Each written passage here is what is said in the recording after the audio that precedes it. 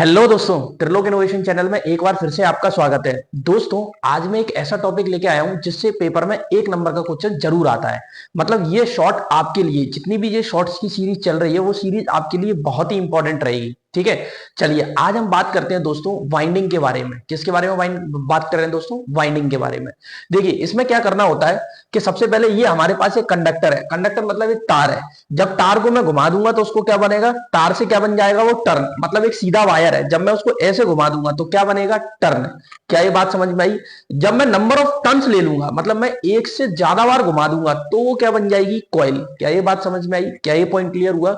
जब मैं कई सारी कॉइल को एक के ऊपर एक रख दूंगा तो क्या बनेगी? वाइंडिंग बनेगी दोस्तों। क्या बनेगी? वाइंडिंग।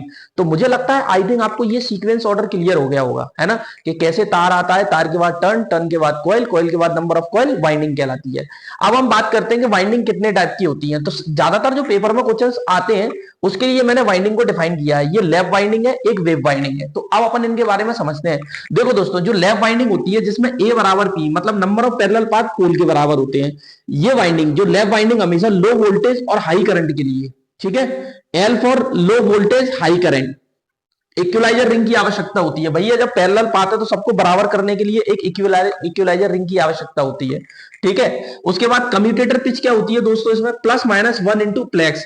प्लेक्स का मतलब होता है सिंप्लेक्स, डुप्लेक्स, ट्रिपलेक्स, मतलब कि कम्यूटेटर सेगमेंट में कितने सेगमेंट छोड़ के आप कनेक्शन करेंगे उसको प्लेक्स बोलते हैं। ठीक है दोस्तों, चलिए हम बात करते हैं कॉइल के दोनों सिरों कम्यूटेटर सेगमेंट पर एक साथ जोड़ते हैं। ठीक है, लो, मीडियम और स्मॉल हर प्रकार की मशीनों में ये उपयोग होती है।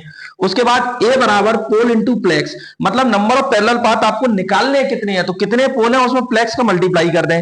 और ये हमेशा कैसी वाइंडिंग कहलाती है? Parallel winding. क्या ये बात समझ में आई? चलिए अब हम बात करते हैं वेव वाइंडिंग की। इसमें नंबर ऑफ पैरेलल पाथ दोस्तों दो ही होते हैं। ये सीरीज टाइप की वाइंडिंग होती है। इसमें निकालने हैं नंबर ऑफ पैरेलल पाथ तो ए बराबर टू इंटू प्लेक्स, ए बराबर two into plex, Y C commutator. और एवरेज पिच अगर आपको निकालना है तो जेड प्लस माइनस, जेड यहां पे होता है नंबर ऑफ कंडक्टर। ठीक है, इस बात का ध्यान रखना, to into plex upon number of pole, ये पी फॉर पोल।